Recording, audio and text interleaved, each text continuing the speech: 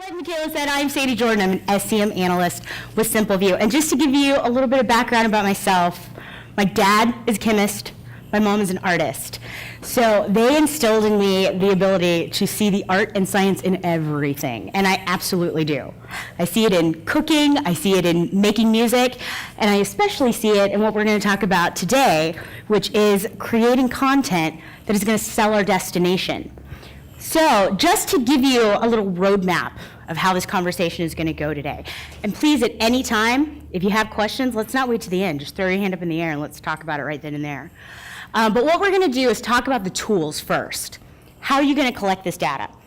Then we're going to talk about some ways that you can manipulate the data and segment it so that you can start creating user profiles. Then, just so you know, the left side of your brain can be pounding by the time we get out of here, we're also going to be talking about how we take that data and mold it into ways that are going to teach us how to better speak to our audience. Then we're going to go over to the other hemisphere, the right side of the brain, and talk about the art side. We're going to talk about how to take that data and then actually craft the content that is going to make you shoot up in the organic search rankings and give the people that are coming to your site the content that they want to see. So the data's there. We just got to make sure we're actually collecting it. What we're looking at here is a quick shot of Google Analytics. These are just a few of the charts that you can pull out of Google Analytics. We're going to get deeper into that, but I just wanted to let you guys know what the two tools are. The second one is QuantCast. I use these tools in conjunction with each other to help me create user profiles that put your user in mind. So you're going to be able to visualize this person and write better content for them. I like to say that you can always buy a better gift for someone if you know who they are, if you know what they're about. Of course, money always works. But if we want to get specific and meaningful, we have to know who these people are. So, data interpretation. What does this all mean? What we're trying to do is paint a picture of the user. And in a lot of cases, we're going to be making generalizations. But we need to do that a little bit. Usually that's not a good thing. You shouldn't just assume things about people. But I guarantee you that the guy with his kids, at some point, he's going to do a search for, I don't know, birthday party ideas. What to do with the kids on the weekend. If we know that this is our user, we can frame our content around that person and their interest. So, how do we get this stuff set up on our site? I don't think there's anybody in this room who doesn't have Google Analytics on their site already. But what I do see often is the demographics and interest reporting is not set up. It's very, very easy to do. You want to first update your privacy policy because you're going to have to tell the user, we're going to take double-click data, which is basically tracking data for the forms they fill out, the sites that they go to help us generate this profile. And you also want to give them opt-out instructions if they are not interested in giving you that data. You have this GA tracking code already on your site, but there's another code snippet that you'll need to add in order to have the double-click enabled on your site. So then you want to go back to Google Analytics and enable that tracking and validate the tracking code. It's really simple to do, and the wealth of information you're going to get out of it is amazing. I don't know if anybody has used Tag Manager before. Show of hands. Anybody?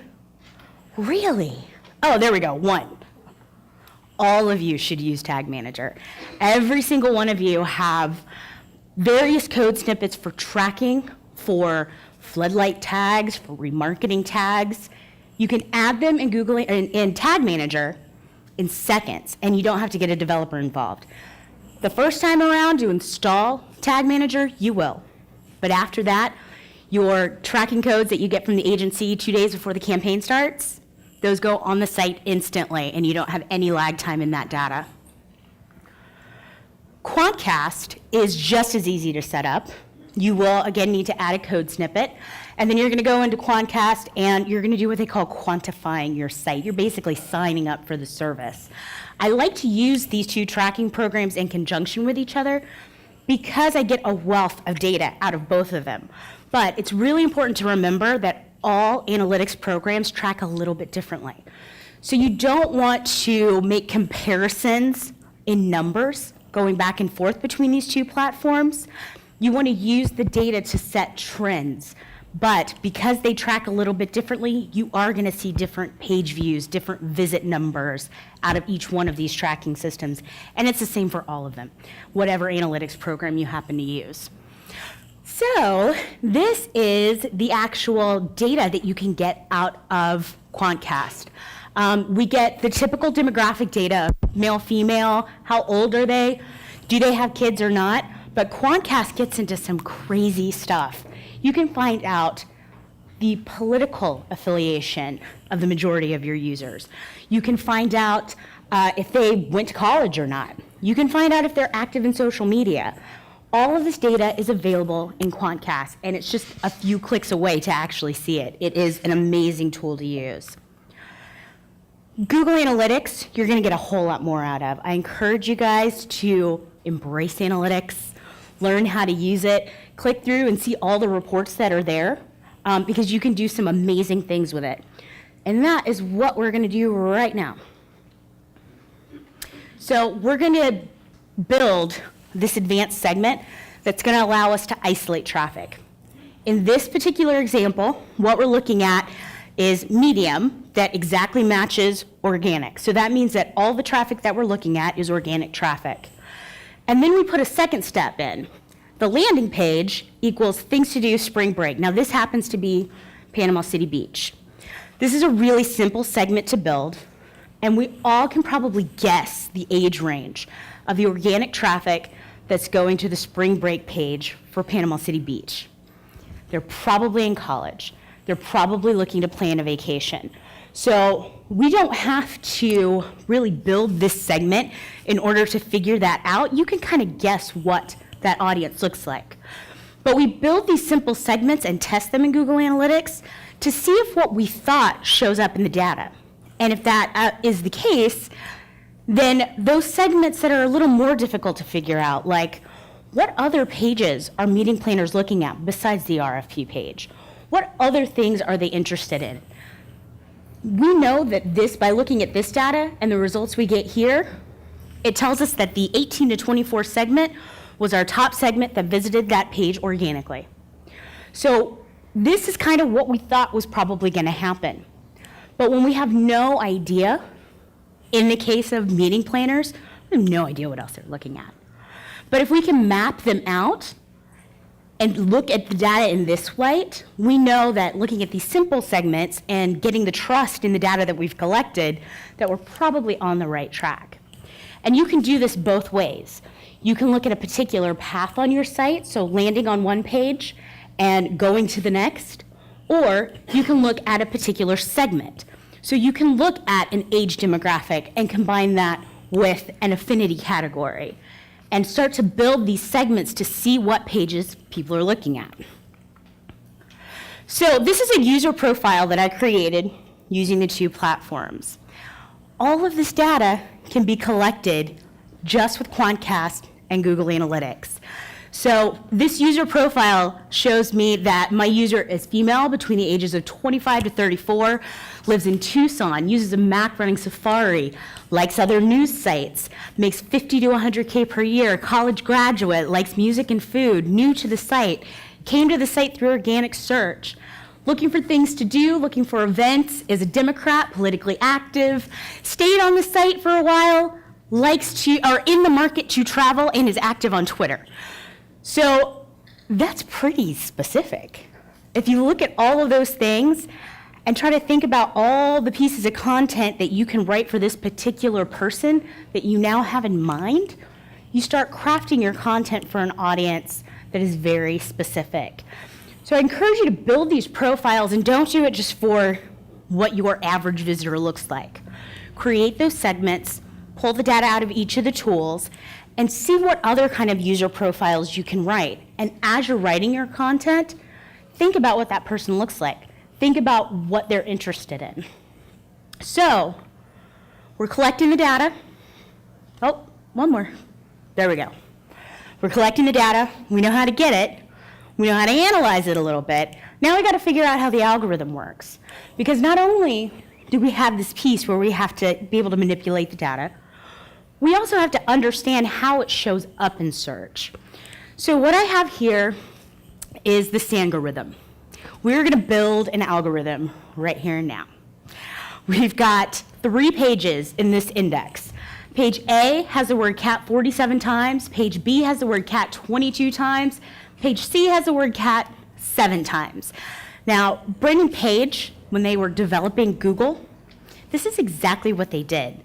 They were studying term papers and their relevancy, which is a really silly thing to study.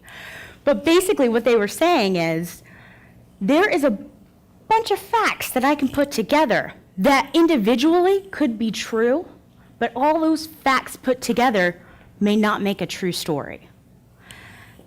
The point at which that story becomes true is when other people say, oh yeah, I know that story and it is true. Those are links. So this is what they did first. They created a rule that said the highest number of keywords ranks first. So with only that rule in our algorithm, we have page A ranking first because the word cat appears 47 times, with page B and C following. Well, spammers got really creative in the 80s, and they figured this out. And they said, you know what? We're going to put free money on the page 47 times. And then we're going to put that in white text with a white background, and then we're going to put whatever we want on top of it. So these pages were showing up in the index that were not user-friendly. That was not what people were looking for. So what they had to do was add another rule that was going to help make those pages that show up in the index relevant. So they changed the mathematical equation to also include highest number of links. So now, the exact same pages with the exact same information on it, the actual results change. So page B only has the word cat 22 times on it, but we've got links to the ASPCA and a post on G+. So now page B has risen to the top of the rankings and it's appearing first, with page C and A to follow. So we need to add one more rule, because really, page B is okay, but I mean, even the drawing says this is terrible of the cat. On page C, we've got actual photographs of the cat. So how do we manipulate this mathematical equation to put page C on top? The next thing we look at is photos. So the number of photos, the highest number of links, the most number of keywords in that order ranks first. So now what we have is page C with actual photos of cats, with links to social media, but only the word cat 7 times appearing. So this is how the algorithm is built. This is what we have to write for. So let's talk about what happened last September. For years, Google had this algorithm called caffeine. And think of caffeine as like the engine of a car. There are all these different parts to an engine. There's the filter, there's the gross stuff that you don't want to touch when you open it and you change the oil, whatever it is. All these little bits and pieces. Those bits and pieces, the air filter, the oil, those would be like panda or penguin. Those are parts of the algorithm that we can change around. In September, Google decided to pick up the whole engine and replace it with a brand new one. But there was nothing wrong with the oil filter. There was nothing wrong with the kind of oil that we were using. So things like panda and penguin still apply. But now we've got this brand new algorithm that has a translator connected to it. When you ask Siri a question, like how tall is the Eiffel Tower, the way this translator works is that it pulls that query back for you. If your next question is show me pictures of it, it takes the word it and replaces it with Eiffel Tower. It is actually having a conversation. One of the new things that Google is doing in Chrome, and there's a beta out right now for this extension, is it's creating a second page that hovers and follows every page that you go to. Every word that you tap on that page becomes a brand new search. So Google is trying to master the art of answering a question, and now it's going to follow you wherever you go. So having those links in place that take the user to the next page or tell more or keep that door from shutting are going to become even more important because once this extension is out of beta and is through testing and is pushed out to everyone, just tapping on a word now is going to give them the opportunity to leave your page. So it's really important that we have those links in place that are going to lead to another story or lead to more information. Is the left side of your brain hurting yet? Well, are we good? Okay. So what does the web crawler see? It, of course, sees hashtags. We know that in Google and Bing now, we can do a search for hashtags. It also sees URLs. So we all know that friendly URLs are very important. We want those keywords to be found in the URLs. And just a little tip, with Pinterest, your board name is built into the URL. So don't change your board name because you're actually going to be changing that URL. If that page gets indexed, it will no longer exist. So make sure that you pick board names that you like and leave them there. So this study was actually pulled from Stone Temple. And this is a group of guys that spends all day looking at the most difficult SEO questions and trying to figure out why people drop from rankings, when the algorithm changes. And one of the things that they wanted to do was see if social media was a ranking factor. So I've asked this question a lot. Don't cheat if you know the answer. But I want to take a little survey. How many of you believe that social media is a ranking factor, one of the 200 ranking factors? Stand up. If you believe that social media is a ranking factor, stand up. Wow. It's system 1 and system 2. Well, we got some pretty smart cookies. Let's have a round of applause for those standing up.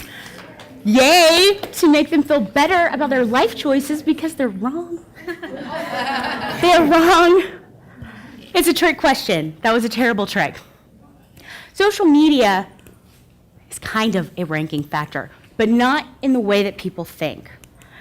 There is not a part of the algorithm that says, you've got over 800,000, so I'm going to rank your pages higher. And Stone Temple was able to prove that with this study. What they did was they looked at a bunch of Facebook pages and they said, look, these people have a ton of followers. We want to see how many of their posts that are indexed, or how many of their posts are actually put into the index, and what is that click-through percentage. So just looking at this chart, you'll see that we have followers of over 800,000, over 600,000. They're looking at 10 different posts, and only a handful of those posts are even being indexed. So relevancy and the content that you have in these posts work exactly the same way as the content that you have on a blog page, as the content that you have on a static page of the site. All of those same rules apply. So the content that you're crafting for social media needs to be equivalent to the content that you craft for a static page that is always on the site. So it is important to, of course, have these followers, but it's more of a ranking signal and not necessarily something that is written into the algorithm. Oh, and that was another point. The crawlers can only see 40 of your friends. So you can have 40 or 400,000, and it means exactly the same to the crawlers. So let's talk about Google+. So this is a code snippet that is taken from a Google+ post. And what we see is that the actual link to the article is a follow link. The notation of the +1 is a rel equals no follow. So that means that in Google's own code, they're saying this +1 is not something that we want to have included in the algorithm. Now, it is Google's data. Those +1s, they can do whatever they want with it. And there could be something on the back end that's happening, which is why you heard earlier today, you're on Google+ because you just have to be. It's the #1 search engine, so you need to be active. But the algorithm's actually written in a way where +1s are really not affecting what shows up in search. This is another study that I'll just go through quickly. What they did was they took a look at 3 different pages, and some of them they put +1s on, some of them they completely ignored. And what they found in the end is that the pages that had +1s applied to accounts with a lot of followers were indexed faster. Now that doesn't mean that people were actually going to those pages. That means that the crawler found them faster. So the benefit there that Stone Temple is insinuating is that having your +1s in place tells the crawler, come here and take in this information. But it's taking in this information the exact same way that it would in a content page or in the same way that it would in a blog post. All right, technical. Oh, before we move on to technical tips, I'm going to stop for questions. Questions? Sure, yes. Has there been any research done with Google Plus and not necessarily +1s, but search terms showing up more regularly for things that you might have in your circles? It's like I've noticed if I've got something in my circle in Google Plus and I search something and one of those accounts posted something about it, it shows up in the search rankings more often. Yeah, and as it's tied specifically to keywords, the only study that I've actually seen is the Stone Temple one specifically on Google+. But again, it is showing up as a signal to send a crawler over to that content. So while the +1 might not be an indication to shoot this content higher up in organic traffic, it is a signal. It's there. That would be an interesting study to look at to see if like the keywords that are surrounding those circles are having some kind of effect. But from everything that we've seen so far, it's simply a signal to send a crawler over, and then the rest of the content flows in the algorithm the exact same way. Yes? With the links, is there any difference being made in terms of internal links and external links for those? A little bit. When you have external links that are pointing to you, that's adding to the relevancy of that page. So depending on how strong that domain is, that's adding more of that SEO juice to your page. The internal links are important as well. While they don't give you the same kind of boost as an external link from relevant content, it does give the crawler the next page to go to. So your crawl budget ends up becoming more valuable. What happens with a crawl is that the crawler lands on the page, it reads the content in there, looks for something new to add to its index. The next thing it does is it looks for a link to crawl to the next page and start the process all over again. So if you have those internal links set up, you're sending the crawler to more of the pages on your site. Same thing with XML sitemaps. You want to make sure that you're telling the robots where to go so they don't just pick a random link and go somewhere else. Anyone else on the technical side? Alrighty. So, technical tips. Track Facebook engagement using insights. Track everything using whatever it is you can find. And make those comparisons to engagement in Google Analytics, to likes and shares that you're getting in social media. You want to know the entire story as much as possible. Use multiple content types, so editorial, top 10s, make it interesting. You don't want to just spout the exact same kind of message. You could get stuck in a top 10 loop. It happens all the time, where every post you write ends up being a top 10. They're so much fun to write, and I love reading top 10s. But you want to make sure you're spreading out the kinds of content that you're writing, because some people like top 10s and some people like editorial content. So make sure you're being diverse in that. Don't use more than 2 hashtags per tweet. I see this all the time. Hashtag it's annoying, hashtag it's confusing, hashtag looks like spam to me. We want to sell our destinations because they're great places to go to, because they have interesting stories, because they capture someone's spirit. But if every single time you post something, you've got 12 hashtags that follow, you look like you're selling a car. You look like you're really trying to push something. We want to have genuine conversations, and we want to use hashtags, of course, but we want to make sure we're using them smartly and not just blasting them onto every single post we send. And that's the next point. Only use hashtags in about half your tweets. You want to have this real, genuine conversation with your audience. So the more those hashtags you use, the more often people start to feel turned off by that message because they think that you have something to push on them rather than giving them the gift of amazing content. Drive users from Twitter to your site. We want to get as many people over to the domain as possible. We want most of your effort to be somehow tied to your domain name. You work really hard on those domains, and we don't want all the great content on social media, but we want that social media element to be the hook. And using the content or the user profiles, what we're doing is we're narrowing that net that we're throwing out there. So instead of throwing out a bunch of general content and trying to scoop everybody up, we're putting a very specific piece of bait on the hook, and we're throwing it out there and bringing in the rainbow trout that we wanted to catch. We're looking for something very specific, and specific speaks to the heart. Specific gets people interested in what you're talking about. Research your keywords and use them, and that again is about creating that user profile. Crawlers cannot see photos. Every photo you have anywhere either needs to be tagged with Open Graph on social media, or it needs to have an alt tag on your site. And the alt tag does not need to be 0000235. That doesn't mean anything to anyone.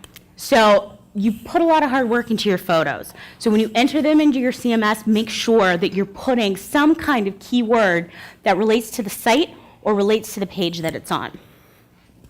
Drive users from your site to Pinterest.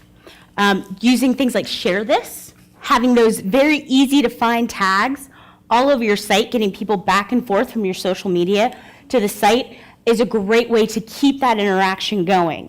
You never want to have a closed door. So when you're on your site and you move over to Pinterest, your boards should also have tags associated. So make sure that you're driving that traffic to and from your social media over to your site. What we're doing here is building relationships. So different kinds of posts have different kinds of weight to them. Of course, at the very top of this pyramid is a one-on-one interaction. So that is getting right in front of your user and discussing things with them. At the bottom of this is Facebook. Not that Facebook isn't valuable, but what we're saying here is that the more effort that it takes, and obviously there's more effort in blogging than just applying one post. The more effort that it takes, the better relationship you're going to build with your audience or with that one audience member who can then be a champion for you.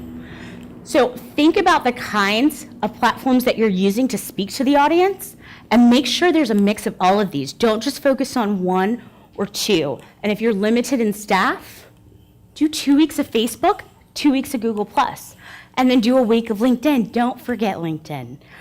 LinkedIn holds so much value, and we don't focus on it a whole lot. I don't have a ton of clients that do this, but posting articles and talking on LinkedIn is a great way to attract your meetings clients. So I hope I'm not the only Gleek in the room, but that's what this is unique. Your content needs to be unique. The great thing is that because we're DMOs, we have really great SEO just built into the idea of our site. How many people in this room want their site to rank for Omaha, Nebraska? We have words and terms that we're focusing on and long tail search that we're focusing on that's very unique to us. And I thought Omaha was in here. They're not. I was hoping I was going to get one hand. I want my Omaha site to rank for Omaha terms. But we want to make sure that that content is unique. And we don't want to sell it in the traditional sense. We want to tell those stories that are compelling. We keep saying it over and over again because it's so important. Be real with the content that you're creating. So now we're going to give the left side a break a little bit, and we're going to go into the right hemisphere and talk about some art. Let's talk about specifics. What kind of content can we create? So this first example here, and there's a lot of elephant talk at SoMeT this year. But this first example here is the elephant encounter at the Tucson Zoo, and I actually took that photograph. If you're ever in Tucson, you have to do the elephant encounter. It is amazing. You actually get to go up and play with the baby elephant. It's heartbreaking and amazing, and I love it. So, talk about this in a blog post. Talk about this in a static page. How great is it to have something like this at your destination?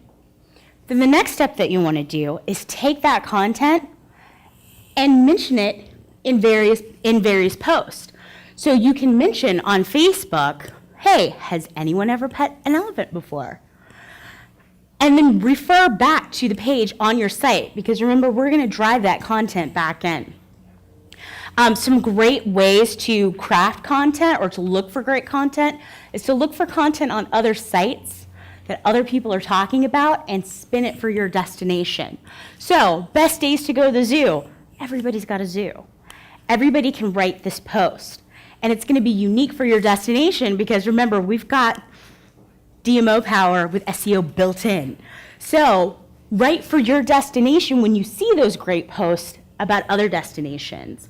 Unconventional first dates, that would work for every person in this room. Everybody has unique places at their destination that you could take someone on a first date. Why should you park at the east lot of the zoo instead of the north lot? Answering questions like these. Go to your visitor center and ask them, what kind of questions do you get asked? Have a little logbook so that the employees there can write down those questions they get asked and make that your blog post. Make that your tweet. Answering those quick questions provides value to your audience, and it tells them that you care about them having a great time at your destination. Keep a scorecard. Look at the posts that you write and see what your audience is interested in. A great way to do this is just to use an Excel sheet, load up all of the posts that you have, and then note how many likes you get within each category. By doing this, we start to see what content does our audience get engaged with the most. And then we can start crafting that content over and over and over again, right in that style, right in that voice. Oh. Okay, now we're going to talk about improving the user experience. I don't think that there is anyone in the room who does not have restaurant listings on their site. But what we can do is take this very simple restaurant listing and turn it into a whole bunch of content for multiple platforms. And here's how we do it. This is Dominic's in West Hollywood. And this is a great listing. There's photo, there's a map, there's Yelp. We've got an open table. We've got everything that we need in this listing.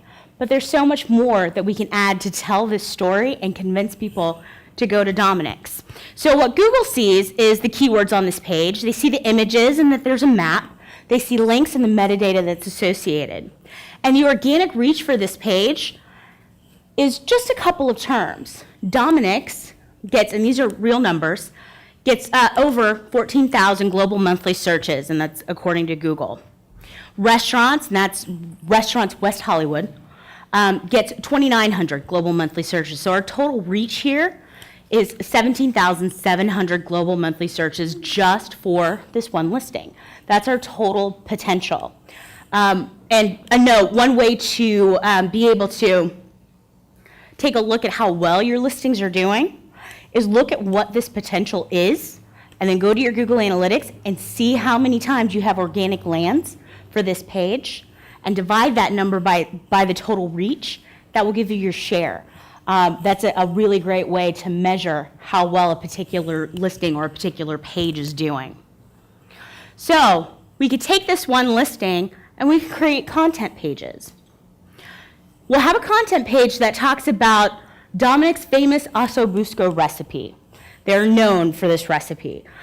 We create this content page either under our things to do, or maybe we have a restaurant section that talks specifically about this recipe. What we've now, and we're also including a link, that internal link, that goes back to the listings page every time we mention Dominic's. Now what we've done is we've created an even larger organic reach, because not only do we have Dominic's and restaurants, we also have Osco-Busco recipe.